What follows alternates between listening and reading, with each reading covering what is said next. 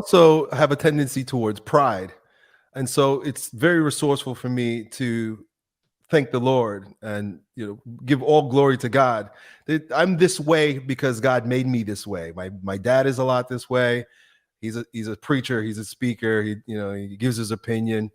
And so there was a time when you asked me about hitting rock bottom, a big part of the reason why I know I hit rock bottom is because I believe that I was the one that made myself successful. And when we tend to believe that we're the ones that make something great happen in our lives, when things don't go well or you get a little bit of a hiccup, then it's very easy to take that same responsibility and start saying, whoa, I messed this up. So I created this, but then I messed that up. And so it becomes sort of, like a pendulum, from elation to depression.